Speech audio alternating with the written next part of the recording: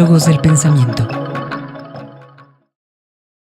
puede significar más estar junto a la juventud con una clara conciencia revolucionaria y no solamente se siente comprometida en una línea ideológica, política o en una causa? Para conducir un pueblo, la primera condición es que uno haya salido del pueblo. Sistema Universitario de Radio presenta Diálogos del Pensamiento, un lugar de encuentro para las ciencias sociales y humanas. Reflexión, sociedad, investigación, política, análisis, lenguas, debate, historia. Bienvenidos a Diálogos del Pensamiento, el programa radiofónico del Centro Universitario de Ciencias Sociales y Humanidades. Muy buenas tardes, qué felicidad estar por acá de nuevo frente a estos micrófonos. Este es el programa radiofónico del CUCS. Agradecemos pues el placer de su compañía en este sábado 10 de noviembre. Mi nombre es Almendra Orozco y me acompañan en este lado de los micrófonos Ramón Gómez. ¿Cómo estás, Ramón? Hola, Almendra, encantado no solamente de yo también continuar aquí en la conducción, sino de que estés de regreso. 3 semanas de vacaciones te han devuelto con muchos ánimos, sobre todo porque tenemos un programa particularmente interesante que tiene que ver con 2 dimensiones del conocimiento científico, la neurociencia y la cognición. Sí, miren, el día de hoy tenemos una emisión especial que, bueno, se coloca ya en el marco de la FIL, que estamos a punto ya con un pie de entrar en este Festival Internacional del Libro. Y entonces esta emisión que hemos llamado Cognición, Aprendizaje y Comunicación, pues dará pie a presentar lo que se estará pues llevando a cabo en la FIL, organizado por el Departamento de Estudios en Educación del CUCS, del 22º Encuentro Internacional de Investigación Educativa y el 3er Encuentro Internacional de Comunicación Pública de la Investigación Educativa, que tendrán como tema central, como tema principal, cognición y aprendizaje. Entonces, bueno, de ahí se desprenden esto que tú presentas, Ramón, que estaremos el día de hoy dialogando, y para ello, pues, antes de presentar a quienes nos acompañan a discutir este interesante e importante tema que se relaciona con la educación, pues agradecer a todo el equipo que hace posible esta emisión. En la coordinación agradecemos al doctor Antonio Ponce, en la producción a Fabián Robles, a Luz Cuellar, Perla López, Cristiana Arriaga, que son nuestros prestadores de servicio, y la colaboración especial que tuvimos para esta emisión de Alan Bojorquez, en los controles a Alejandro Coronado. Pues entonces ahora sí les presentamos quien nos acompaña a discutir este tema. Por un lado está la doctora Teresita de Jesús Montiel Ramos. Ella es doctora en Ciencias del Comportamiento con orientación en Neurociencias, profesora investigadora del Departamento de Estudios en Educación, docente de la licenciatura en Sociología, de la maestría en Investigación Educativa y del doctorado en Cognición y Aprendizaje. Y ella, en este encuentro que les presentaba hace unos momentos, estará hablando sobre el uso de la tecnología en el aula y de cómo contribuye o interfiere con el aprendizaje. Gracias por acompañarnos, Teresita. Muchas gracias, con mucho gusto. Gracias, Almendra, y gracias, Ramón. Bienvenida, Teresita. También nos acompaña el doctor Juan Gerardo Martínez Orrayo. Gerardo es maestro en educación con especialidad en desarrollo cognitivo por el Instituto Tecnológico de Estudios Superiores Monterrey. Tiene un doctorado en Ciencias del Comportamiento con opción a Neurociencias por nuestra universidad. Gerardo también es investigador del Departamento de Neurociencias del Centro Universitario de Ciencias de la Salud y divulgador de la ciencia en diferentes medios. Gerardo estará hablando en este contexto, en este evento del que nos habla Almendra, de habilidades de pensamiento para la educación del futuro. Gerardo, Teresita, de nuevo, bienvenidos los dos, gracias por estar con nosotros. ¿Qué tal? Muchas gracias por la invitación, un gusto de estar aquí. No me había tocado visitar estas nuevas instalaciones de Radio Universidad, así es que estoy con mucho gusto pues de estar aquí acompañándolos. Gracias. Bienvenidos. Bueno, muchas Pues gracias. ya ni tan nuevas, ya las tenemos medio pisoteadas, ¿verdad? Pero Más o menos. Pero bueno, vamos a arrancar este programa escuchando esta primera sección que nos pondrá un poco de contexto para que ustedes nos empiecen a explicar exactamente hacia dónde nos lleva este tema. Vamos. Ideograma. La cognición hace referencia a los procesos mentales que son necesarios para adquirir y procesar el conocimiento, el cual implica saber sobre la naturaleza, las cualidades y las relaciones de un objeto a través de elementos como las sensaciones, el pensamiento, la memoria, el lenguaje o la creatividad.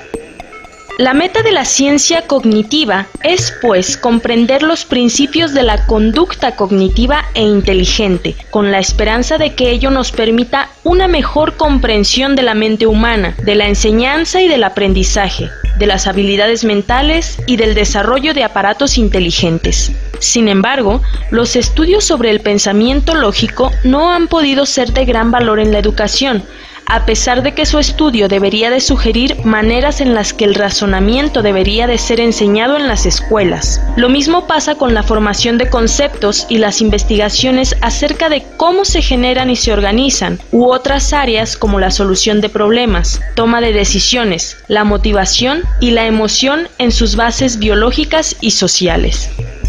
A pesar de ello, no se puede negar que la ciencia cognitiva da las bases teóricas para la intervención práctica en los procesos educativos que ocurren al interior del aula. En ese sentido, podríamos hablar de una educación cognitiva, la cual tendría como fin la aplicación de las teorías y principios de la ciencia cognitiva a la evaluación, el diagnóstico y la intervención en el campo de la educación, sea esta formal o informal. Entonces, ¿cómo lograr una mejor transición de la investigación básica a su aplicación, especialmente en el campo educativo? ¿Qué habilidades de pensamiento se requieren para la educación del futuro? ¿Cómo puede contribuir al proceso de aprendizaje, por ejemplo, el uso de la tecnología?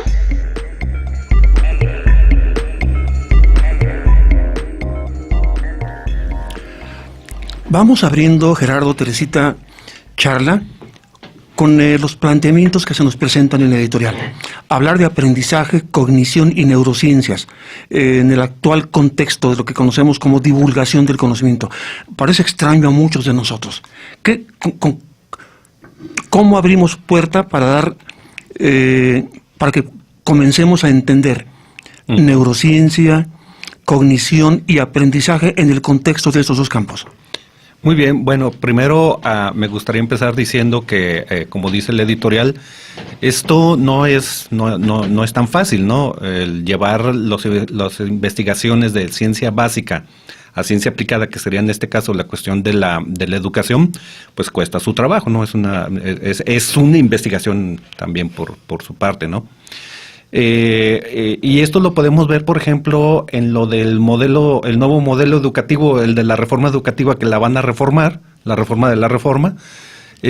Me puse yo a hacer la revisión de los documentos formales que ellos presentaron para hacer la reforma educativa, para ver precisamente si ellos podían hacer ese traslado de la investigación básica a la aplicación, sobre todo porque, si ustedes recuerdan, pues hay mucho que dicen en el discurso de las personas que están en el gobierno todavía, que pues quería hacer una reforma educativa para desarrollar el pensamiento, el aprender a aprender, no sé qué más cosas te acuerdas, Teresita, de la cuestión emotiva, ¿no? El control de impulsos, la afectividad. Sobre todo rescataron o intentaron rescatar del área de las neurociencias la importancia de la motivación para el aprendizaje, que en realidad no es exclusivo de las neurociencias, porque es un tema que ya se había planteado desde muchos años atrás dentro de la psicología cognitiva, la psicología educativa. Sí. Pero a mí me da la impresión de que ahora está de moda. Está de moda y bueno, en la revisión que yo estuve haciendo sobre los documentos de estos señores, la primera sorpresa que me di es que primero no hay muchas citas a investigaciones tal cual, por ejemplo en neurociencias, y de las pocas que había de investigaciones y más o menos actuales, la mayoría se referían a un tema otro que sí está también, pero si bien de moda, que es el de la meditación. Así es. Ajá, la mayoría de las citas son a que las personas deberían de meditar y no sé, tranquilizarse o yo no sé qué hagan en la meditación, para mejorar su educación. Pero si hacemos una revisión crítica de ese tema, podemos ver que todavía hay muchas cosas por investigar y que no es cierto que tan fácilmente ponerte a meditar te va a llevar a mejoras, por ejemplo, en el aprendizaje y cosas así, ¿no? Bueno, ahí yo no estoy tan de acuerdo contigo, la verdad, Gera, porque sí hay estudios que han hablado acerca de la importancia de tener actividades que fomenten el automonitoreo, la percepción del cuerpo y cómo esas influyen, claro, en el estado emocional y por ende tendrían que influir en el aprendizaje. De hecho, en este evento que vamos a tener en la FIL, una de las ponencias va a tratar precisamente de este tipo de programas de mindfulness aplicado, si mal no recuerdo, a pacientes que están en tratamiento de tipo oncológico. Entonces sí, creo yo que sí es un tema que está como muy actual, muy vigente y de moda, desafortunadamente, en el sentido de que ahora cualquier cosa es neurociencias. Y cualquier cosa es meditación. Y cualquier cosa te ayuda para todo, ¿no? Entonces, creo yo que sí, este evento nos va a permitir a nosotros como investigadores mostrar como la parte científica o los hallazgos que son productos de investigaciones empíricas y cómo estos realmente están favoreciendo y en qué punto, en qué medida la educación o el aprendizaje o las habilidades de pensamiento. Y un poquito ayudar como a desarraigar muchos mitos que hay con relación a todo eso, ¿no? Porque sí, uno puede observar, por ejemplo, cursos que se dan sobre meditación, física cuántica y neurociencias para ser feliz. Y en realidad, pues es una mezcolanza de temas, de conocimientos que tiene mucha mercadotecnia, vende, la gente lo compra, la gente cree en este tipo de alternativas, pero no tienen un fundamento científico sólido que respalde esas aproximaciones, ¿no? Sí, no, y eso es por hablar de uno muy raro, ¿no? Hay unos que, bueno, a estas alturas no sé qué tanto lo crea mucha gente.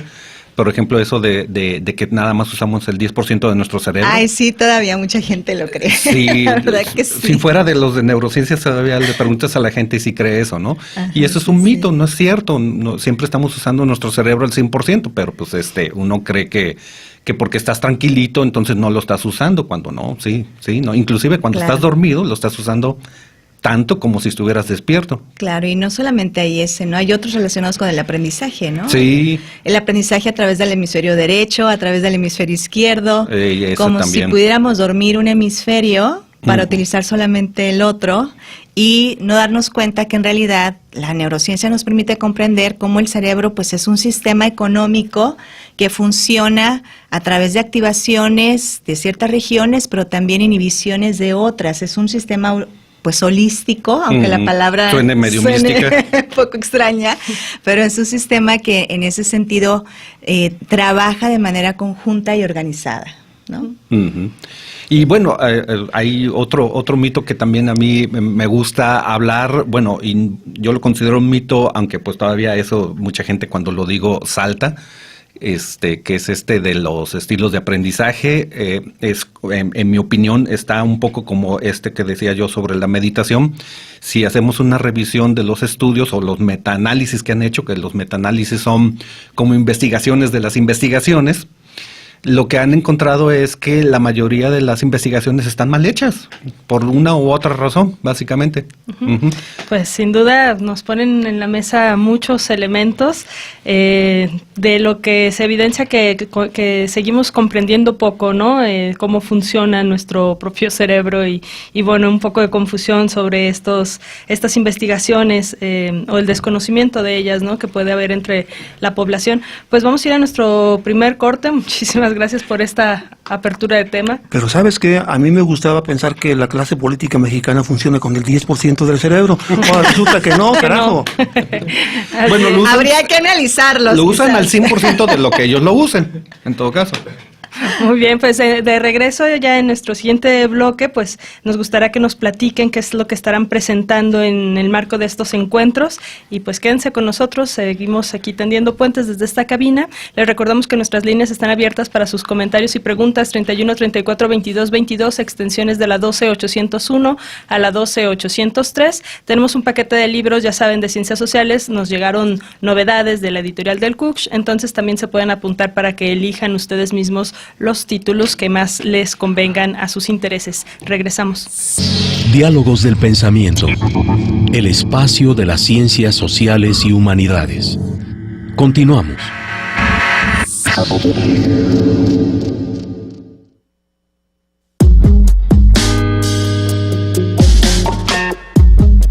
Parafraseando. Una de las metas más importantes de la educación es capacitar a las personas para resolver problemas de su vida cotidiana.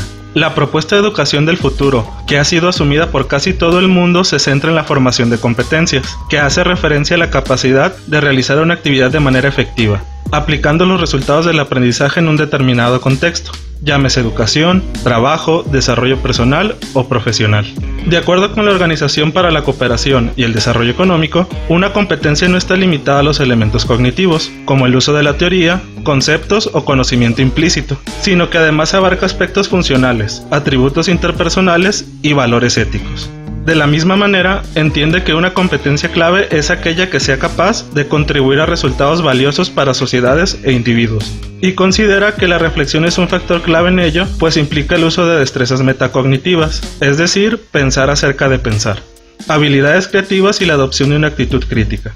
Se requiere, pues, que los individuos comprendan una experiencia de manera más general, incluyendo sus pensamientos, sentimientos y relaciones sociales.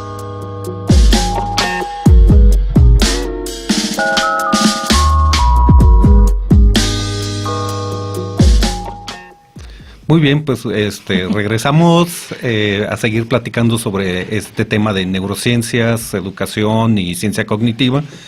Y bueno, estuvimos hablando un poquito acerca de primero de los mitos que hay mucho en todo esto.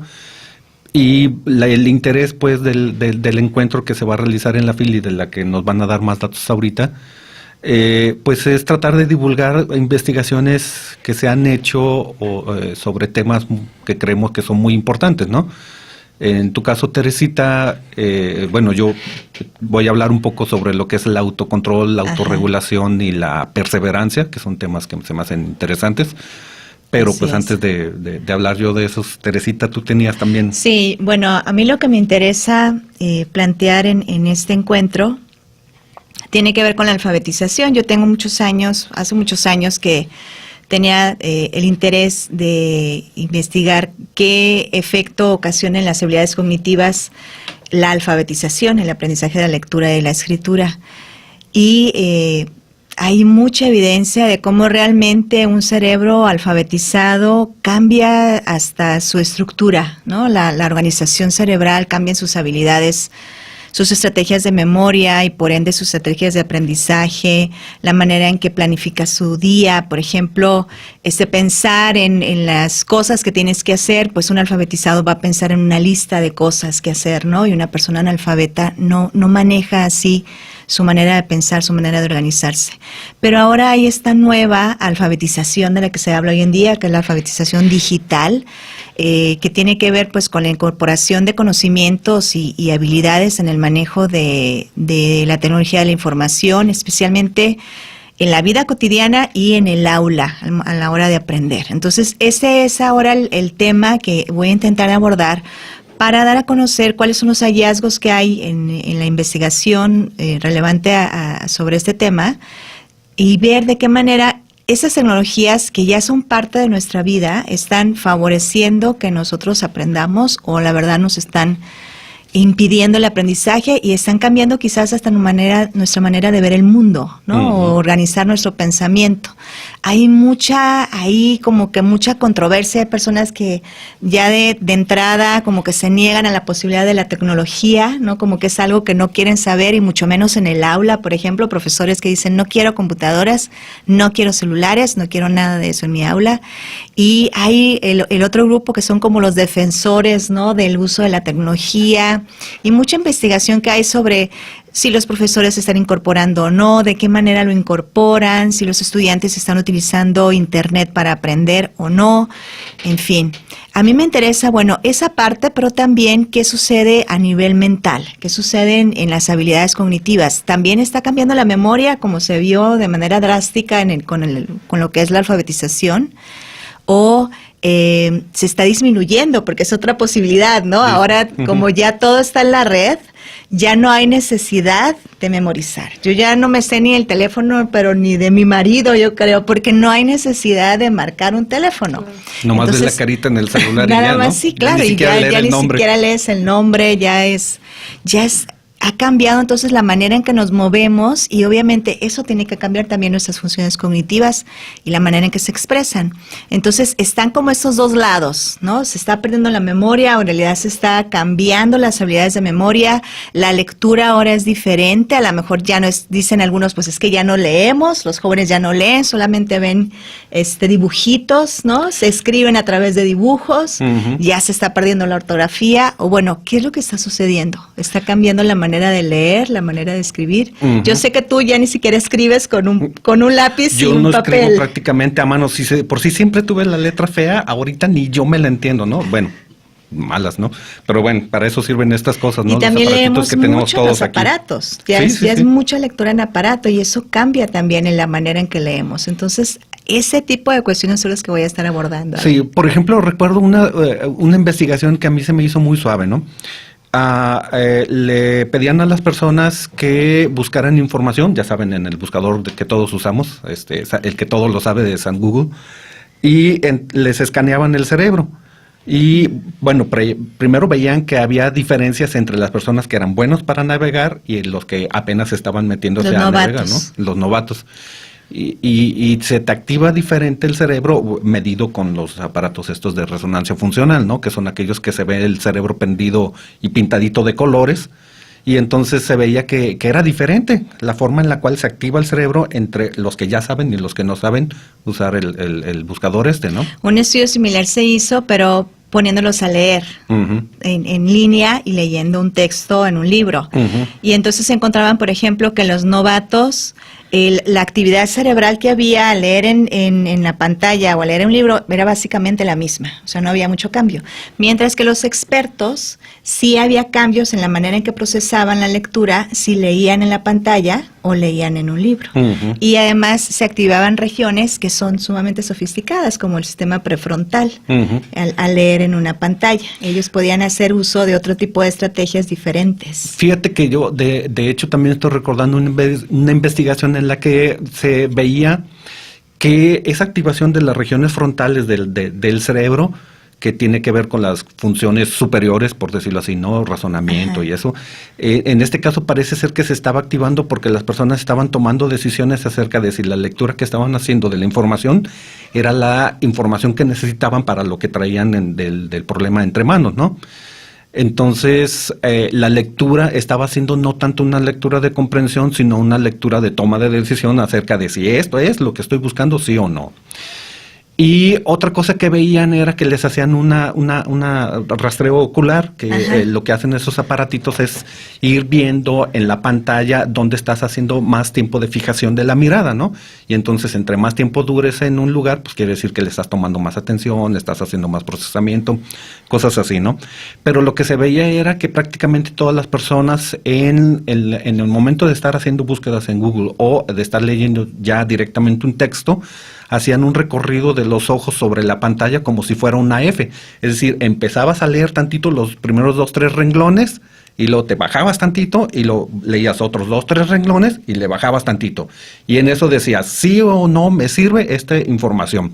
Si me servía, pues ya lo que haces es tomar la decisión de guardar la información, de decir, lo encontré aquí. O sea, no te guardas, no te guardas la información sino el lugar donde lo encuentras. Claro, sí. Y si no te sirve, entonces pues le sigues a la siguiente página para encontrar la información que te gusta. Y entonces esto permite como una doble discusión. Por una parte, cuando nosotros leemos en un blog, por ejemplo, nuestra lectura puede ser superficial, no una lectura profunda. Pero por otra parte, eso hace que la lectura sea más eficiente, porque es una lectura rápida que te permite identificar cuál es la información pertinente para lo que estás buscando y, como tú dices, guardarla y después poderla leer a profundidad. Sí, una vez leí un libro que yo recomiendo mucho a pesar de ser un psicoanalista. No me gustan los psicoanalistas, sorry. Es un libro que se llama, y es bastante, hasta el título, ¿no? Se llama ¿Cómo hablar de los libros que nunca has leído? Porque de hecho lo que dice es que tú cuando lees de muchas maneras, inclusive no sé si les haya pasado, creo que a todos nos ha pasado, de que lees cosas y luego después, años después, retomas ese libro que según eso leíste. Ya no te acuerdas de nada. Nada, ¿no? Entonces hay muchas formas de leer, aunque esa vez lo hayas leído muy bien, pues puedes hacer otro tipo de lectura, no tiene que ser esa de sentarte, subrayar, hacer tu fichita y luego guardarla. Es una forma de leer. Son maneras diferentes, ¿no? De acuerdo al propósito que tienes al momento de leer, que si tú estás tratando de buscar información o estás tratando obviamente de adentrarte en el tema de lo que estás investigando. Entonces, a mí eso me resulta muy interesante, que hay como estas dos posibilidades.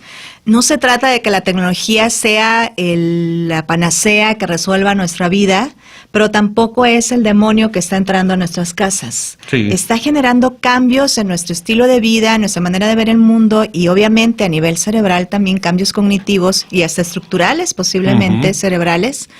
Y hay que conocerlos para poder aprovecharlos, especialmente para situaciones especiales de aprendizaje, ¿no? Pues me ocurren 20 preguntas más, pero en fin, no. Estamos charlando hoy con Teresita de Jesús Montiel Ramos y con Juan Gerardo Martínez Borrayo. El tema cognición y aprendizaje, y como pues Almendra nos estamos aquí dando cuenta, estamos descubriendo un mundo. Estaba pensando ahorita, conforme les escuchaba Teresita, Gerardo, Almendra, estamos acostumbrados a escuchar cerebro y lo asociamos con pensar y razonar. Para el siguiente bloque, yo les pregunto, también nos emocionamos con el cerebro. De hecho, lo que yo voy a hablar es un tema... No, sí, nos enamoramos con el cerebro. Exacto. De hecho, yo de lo que voy a hablar es de, aunque siempre me he dedicado a la cuestión de la cognición, voy a hablar de un tema muy poco cognitivo, que es como motivación, que es el autocontrol, la autorregulación y sobre todo el tema que a mí más me parece interesante, que es el de la perseverancia o la determinación, que es la capacidad de plantearnos una meta y que nos tardemos 5, 10, 15 años en cumplirla. Pues de eso nos hablarás entonces en el siguiente bloque. Quédense con nosotros con este adelanto que nos da Juan Gerardo. No sé cómo pueden irse en estos momentos. Regresamos. Diálogos del Pensamiento, el espacio de las ciencias sociales y humanidades. Continuamos.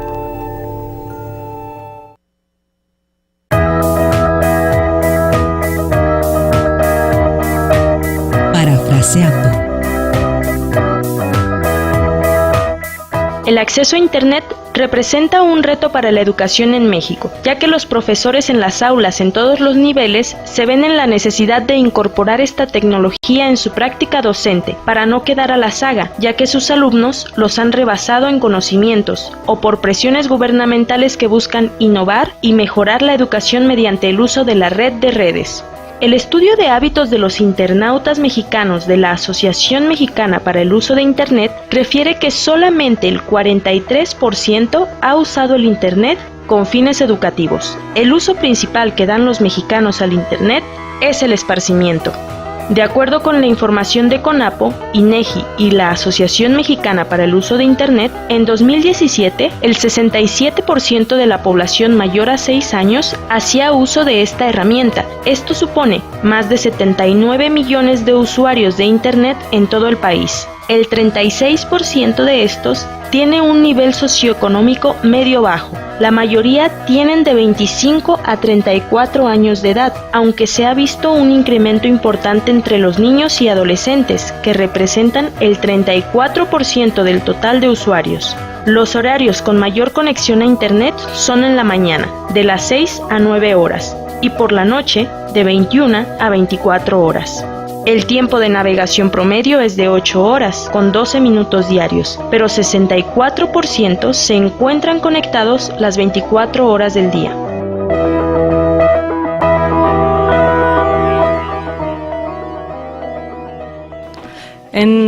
Estamos de regreso. Pues en estas cápsulas hemos estado escuchando, pues por un lado, esto del uso de Internet, y por el otro también escuchamos en el anterior bloque lo de las competencias, ¿no? Ambas son cuestiones que ejercen, se podría decir, presión sobre los docentes para incorporarlas en su práctica educativa, y por ahí entonces nos platicaba antes de salir al corte Juan Gerardo precisamente sobre el tema que él va a abordar y cómo está relacionado entonces con lo de las competencias que escuchábamos la vez. Sí. Bueno, de hecho, la lectura es una de las competencias básicas que se pide para las personas, ¿no? Son que 3 o 4 competencias muy genéricas que son las que todo el mundo anda promoviendo, que son, bueno, primero le llaman literacidad. Que la literacidad. Que yo no he sabido muy bien qué significa, pero no sé si tú sabes. Lectura de cálculo. Ajá, la otra es numerosidad, que sería, así como lo equivalente para leer, sería ahora para los números. Ajá, sí. Está esto de lo de el resolución manejo de problemas. Pero yo lo he visto sobre todo enfocado a esta cuestión de las tecnologías de la información, o sea, el manejo y uso eficiente de ese rollo. Y claro, toda esta cuestión social, emocional, afectiva. Trabajo en equipo. Ajá, colaborativo y eso, ¿no? En ese ámbito, en este último ámbito como de competencias, es donde se inscribiría el tema del que yo pienso hablar en la FIL, ¿no? En el Encuentro de Investigación Educativa. Porque, bueno, creo que todos conocemos o hemos oído hablar alguna vez de esa famosa investigación ya que tiene su tiempecito de del bombón, que no sé si lo ubican todos. Las galletas. Bueno, bombones, como yo sí. o bueno, el bombón, la galleta con bombón, ¿no? A ver, pero platícala, porque a lo mejor para que no nos peleemos, la cosa está así. Hace mucho tiempo un señor les dijo a unos niños, ¿no? Tienes aquí una galleta, un bombón, y si te aguantas 15 minutos y no te la comes, entonces después de esos 15 minutos te voy a dar otro bombón, pero con la condición de que no te lo comas. Ese es el punto clave, ¿no? Bueno, y aparte de eso eran medio gachos con los niños porque lo ponían en un lugar bien aburrido, en donde no había nada con que se distrajera. Solamente estaba el bombón a su vista. Enfrentito ahí, ¿no? Para que se le... Y lo dejaban solo. Ajá, y lo dejaban solo. Y entonces ustedes pueden ver, le pueden poner sobre el test del bombón o algo así. En YouTube, y pueden ver cómo hay unas escenas muy chistosas porque los niños hacen muchas cosas para evitar precisamente comerse el bombón, porque pues la cuestión está interesante, ¿no? Me lo puedo comer ahorita, que está rico, pero pues puedo aguantarme tantito y me termino comiendo 2, que eso está mejor, ¿no? Entonces, esa es la investigación, yo creo que clásica de lo que es el tema del autocontrol y de la autorregulación. Lo que encontraron entonces es que había niños que sí se aguantaban, que hacían un montón de cosas para no comerse ese bombón, pero había otros que no se aguantaban, inmediatamente que los dejaban solos, se los zambullían el bombón, ¿no? Se lo comían rapidísimo y ya. Y había una relación de la edad, ¿no? También los niños pequeños, pues es más difícil que puedan controlarse, se comían el bombón. Y los más grandecitos ya tenían esa posibilidad de tener estrategias distractoras muy curiosas, porque algunos pues veían el techo o se volteaban para otro lado para evitar tener ahí sí, lo peor que podías hacer es ante una cosa muy tentadora, no la veas. eso es algo que nos sirve para todos, ¿no? Volteate para otro lado, ¿no? Y eso era lo que hacían los niños, se volteaban para otro lado. Y a algunos sí les sirvió, pero a otros no. Lo interesante fue que después hicieron el seguimiento de estos muchachos, de estos niños, y los hicieron el seguimiento hasta que se hicieron adultos, como hasta los 20, 25 años de edad. Y lo que encontraron es que aquellos niños que habían sido capaces de autocontrolarse y de no comerse el bombón, habían tenido una vida mucho mejor que los otros niños en muchos sentidos, no solamente académicamente. Es decir, no solamente eran buenos para la escuela y sacaban mejores notas y les iba bien, sino que tenían una mejor vida, mejor relación de pareja, mejor trabajo, ganaban más dinero, eran más saludables, etcétera, etcétera. Mientras que los otros niños, sobre todo los que se lo habían comido rapidísimo el bombón, lo que habían visto era que tenían otra vez todo pero al revés, ¿no? Eran más infelices, malas relaciones de pareja, mal trabajo, no les había ido nunca bien en la escuela y así, ¿no? Entonces eso pues llamó mucho la atención de pensar que desde muy chiquitos tú puedes ver que ciertas personas les puede ir bien en la vida por esa capacidad de autocontrolarse y de autorregularse, ¿no? Yo lo que he estado investigando últimamente es que el autocontrol y la autorregulación no solamente tienen que ver con las cosas que hacemos, sino también con las cosas que pensamos y también con las cosas que sentimos. Nosotros solemos pensar que los sentimientos, por ejemplo, son cosas que nos pasan, como por ejemplo el enamoramiento, ¿no? El amor es algo que nos llega y nos como una ola, ¿no? Y ya nada más llegas, la recibes y eso.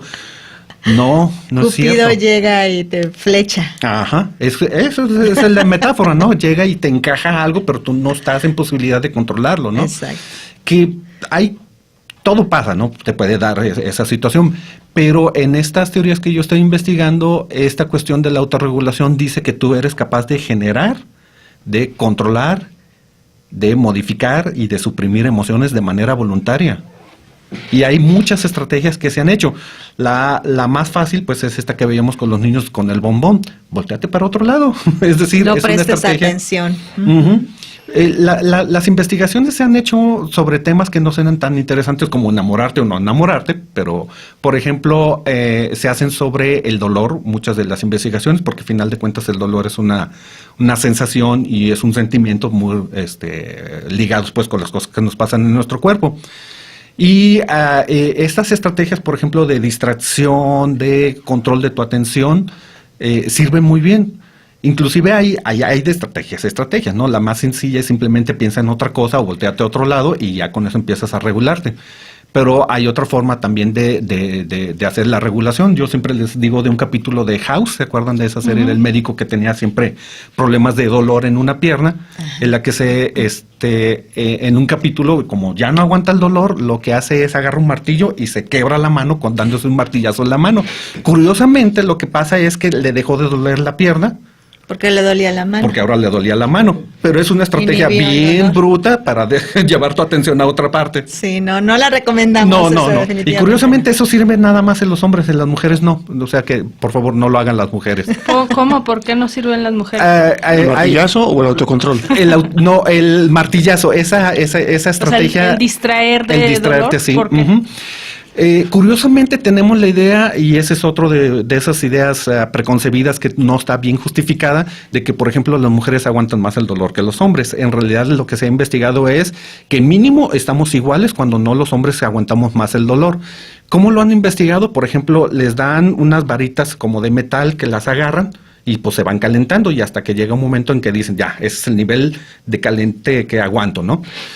Y hay dos condiciones o dos mediciones que hacen, es cuánto tiempo lo aguantas y cuándo es el nivel de calor que aguantas. Y lo que se ha visto entonces sistemáticamente es que en general los hombres aguantan más tiempo y más temperatura que las mujeres.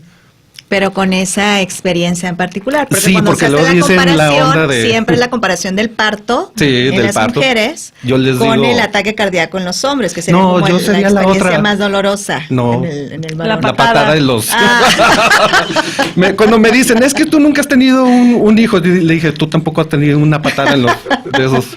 Oye, pero la patada no te dura horas, una noche completa. No sé, yo he visto cuates que sí les ha dolido mucho. Oigan, fíjense que nos llegaron unas preguntas de nuestro auditorio y antes de que entonces pasemos a la siguiente parte del programa, me gustaría comentárselas. Ismael Reyes, él nos pregunta por teléfono, dice, el cerebro, entre más le exija, se va adaptando. Los invitados consideran que eso es cierto, el cerebro es resiliente. Y por otro lado, Luis Espíndola, él comenta que él considera que hay que ver las dos partes, pues la tecnología tiene puntos a favor y es una buena herramienta, pero por otra nos priva de ejercitar otras habilidades como la memoria, como ya lo comentaba nuestra invitada. Dice, por ejemplo, que él ha sabido que en poblaciones el abuso de la tecnología ha fomentado la aparición de males como el Alzheimer. ¿Qué nos pueden comentar sobre estas preguntas? Bueno, yo de lo de la tecnología, la lectura y la escritura es una tecnología. Claro. Hace muchísimo tiempo Platón era muy desconfiado de esa tecnología. Decía, ¿cómo es posible que escribas las cosas y después de eso ya no te acuerdes? Porque esa es la función de la escritura, ¿no? Aquí traigo todas mis notas y nada más cualquier cosa que se me olvide la vuelvo a perder, ¿no? La memoria. Y él decía, esa es una mala tecnología porque te va a hacer que se te deteriore tu memoria, porque la estrategia que decían en ese entonces era memorizar y todo eso, rollo, que estaba bien. Pero ¿ustedes lo extrañan eso? Digo, ¿dejarían la capacidad de leer y de escribir por tener esa buena memoria que tenían en ese entonces? Yo no. Creo que el enfoque debería de ir por ahí, no sé. Sí, porque finalmente se desarrollan otras habilidades, ¿no? Cambia. Entonces, Esto es algo que realmente el ser humano tiene muy poco tiempo con ese desarrollo tecnológico. Es un campo de investigación amplísimo y además falta ver a largo plazo generaciones que ya están más metidas en este tipo de tecnologías. ¿Qué sucede con ellos? Entonces, que pueden surgir nuevas enfermedades, yo no lo dudo, pero también pueden surgir potencialidades a nivel cerebral que ahorita no tenemos, no lo sabemos. Entonces, en el caso de la escritura tal cual, el texto escrito, eso se vio.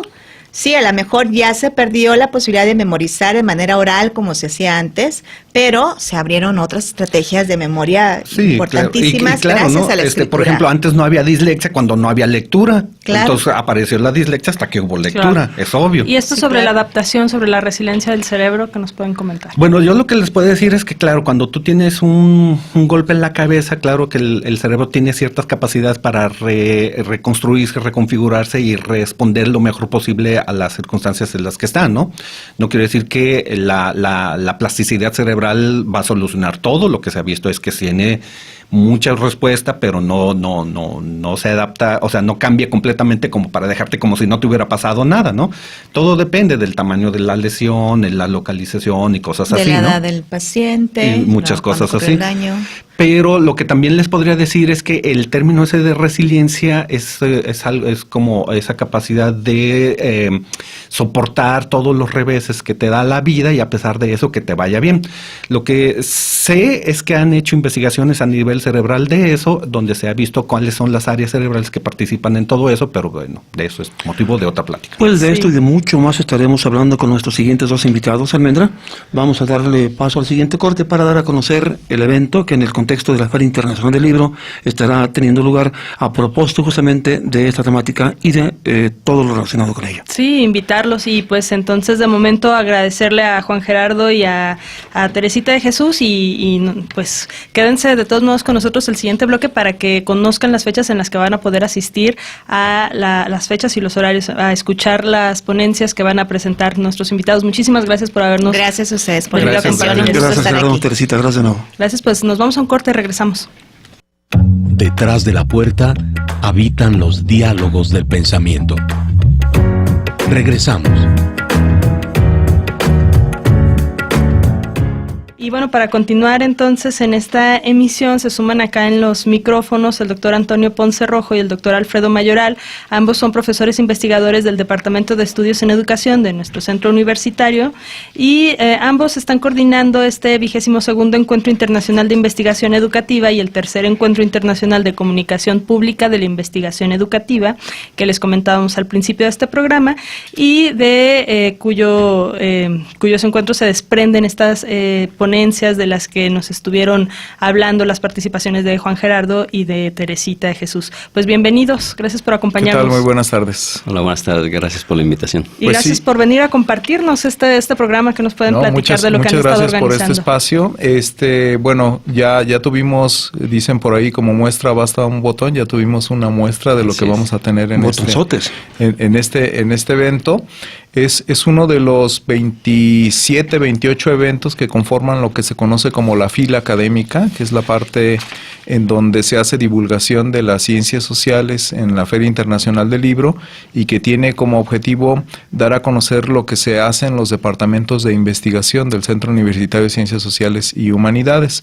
Este evento es organizado por personal del Departamento de Estudios en Educación. Son 2 eventos en uno solo, uno que habla los aspectos como más vigentes, como más actuales sobre la investigación educativa y el otro que se dedica a dar a conocerlo de manera accesible y de manera viable para toda la población, es decir, no es una discusión elevada en tono de lenguaje o en especialidad, sino que es una discusión muy accesible, como lo vimos ahorita justamente con nuestros 2 invitados, y eso precisamente es para tratar de llevar la investigación educativa a todo el mundo. Nuestro objetivo es que nos entienda el ama de casa, que nos entienda el niño pequeño, e incluso, por ejemplo, el año pasado tuvimos una actividad que se llama ¿cómo le explicarías a tu abuelita tu tesis de doctorado, por ejemplo, ¿no?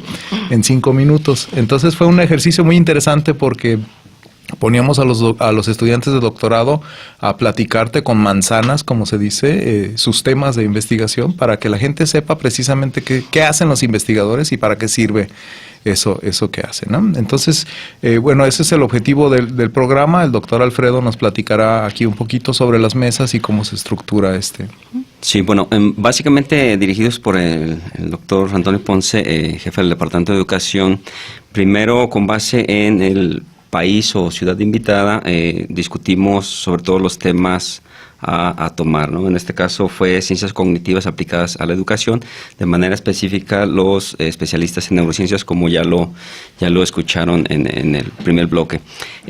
Temas como literacidad, estilos de aprendizaje, el mindfulness y demás se están contemplando. A mí me toca coordinar la primera mesa con la que se abre el evento. Es sobre neuroeducación. Está el doctor Rodrigo Ramos Zúñiga, jefe del Departamento de Neurociencias de la Universidad de Guadalajara. Después sigue a nuestro invitado que ya escucharon, el doctor Gerardo Martínez Borrayo, y la doctora Teresita de Jesús, Carlos Prieto es el que cierra esta mesa. Más o menos son 20 minutos de exposición de temas relacionados a la neuroeducación. Se abre un espacio para participación y discusión sobre el tema y inmediatamente pasamos a una segunda mesa sobre actualidades en neurocognición, que coordina la doctora Ana Luisa González, donde está Noemí Pinto de la Universidad Panamericana de México, el doctor Francisco Abelardo Rodríguez de la Universidad de Guadalajara, y entra la doctora Teresa Mindfulness sobre Carlos Prieto esa sería la segunda mesa, ¿no? El evento se estructura con base en diferentes tipos de actividades. Tenemos mesas de discusión muy parecidas a esta interacción que tuvimos ahorita en esta parte del programa, en donde los académicos discuten acerca de un tema, dan sus puntos de vista y luego después interactúan con el público. Así tenemos 4 mesas de discusión a lo largo de 2 días, el martes 27 y miércoles 28 de noviembre de este año. Y aparte tenemos presentaciones de libros, tenemos conferencias magistrales. Este año tenemos 2 conferencias magistrales, la de inauguración con el doctor Gerardo Restrepo, que viene de la Universidad de Sherbrooke en Canadá. Él es colombiano, la ponencia será en español completamente y, como les digo, con este tinte de divulgación, de dar a conocer cuáles son las actualidades en neuroeducación, neurociencias aplicadas a la educación. Y la conferencia de cierre, que sería el miércoles, que la va a impartir la doctora Sandra Castañeda de la Universidad Nacional Autónoma de México, y que cierra pues con broche de oro este evento y otra vez con una conferencia con tintes de divulgación. Las otras 2 mesas que se van a llevar a cabo son ¿y qué tal ser académico en la universidad? Formación, trayectoria y cierre de ciclos. Y la última de las mesas, cognición y aprendizaje. Vamos a tener ecuatorianos, colombianos, argentinos, venezolanos, canadienses, mexicanos, todos platicando a propósito de estos temas en las mañanas del martes y miércoles de la FIL. ¿Se necesita previa inscripción para poder asistir a estos eventos? Sí, el evento es sin costo, es abierto al público, pero sí hay que registrarse porque tenemos un espacio limitado, son solamente 180 lugares. Habría que llamar a la extensión 23490 del Conmutador General de la Universidad de Guadalajara. Y solicitar nada más ser anotado para tener acceso al evento. ¿Página web? Es la página general del Centro Universitario de Ciencias Sociales y Humanidades, que es cush.udg.mx, /deduc, y allí está también toda la información para poder hacer la llamada y hacer el registro. Perdón, me olvidé decirles, uno de los objetivos del programa es tener un producto científico en la formación o edición de un libro que se deriva de las presentaciones o ponencias que tenemos en el evento. Y a la vez se presenta. El año pasado tuvimos el evento de lectura, escritura y matemáticas, donde la ciudad invitada fue Madrid. Tuvimos especialistas de la Universidad Autónoma de Madrid que se reunió, se hizo un libro a partir de este evento. Pues tenemos un evento bastante atractivo, tenemos que estar presentes en él, hay que inscribirnos a la extensión 23490 del 134-2222 o 134-2200, que son los teléfonos del Conmutador General de la Universidad de Guadalajara. Nuevamente 23490. Pues muchísimas gracias por habernos venido a acompañar y a invitar a estos eventos. No se los pierdan entonces, próximos 27 y 28 de noviembre, ya estamos a punto, de 9 a 14 horas.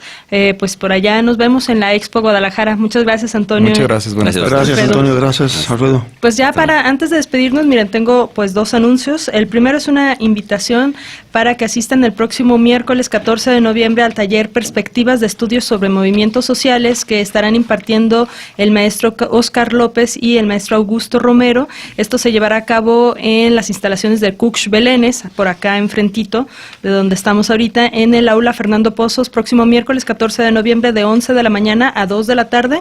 Entonces, si les interesa esta cuestión de los estudios sobre movimientos sociales, pues no se pierdan este taller, que estará muy interesante, es de libre acceso. Pues será cuestión que si requieren constancia sí se necesitan inscribir, pero si no, ustedes pueden ahí llegar este miércoles. Y pues lo siguiente, que nos ayuden a entregar nuestro paquete de libros, un número del 1 al 12. 11. Perfecto, pues Miguel Aníbal Solís Osorio, felicidades, te llevas este paquete de libros. Nos vemos por allá en la oficina de lunes a viernes de 10 a 5 de la tarde. De todos modos, pues contáctanos por cualquier duda a través de nuestra página de Facebook, Diálogos del Pensamiento. Y pues ya nos tenemos que despedir. Nos escuchamos el próximo sábado con otra temática. Sintonícenos en punto de la 1 de la tarde. Ramón, gracias. En punto de la 1 de la tarde. Reflexión, sociedad, investigación, política, análisis, lenguas, debate, historia. Gracias por acompañarnos en una emisión más de Diálogos del Pensamiento, un lugar de encuentro para las ciencias sociales y humanas. Hasta la próxima.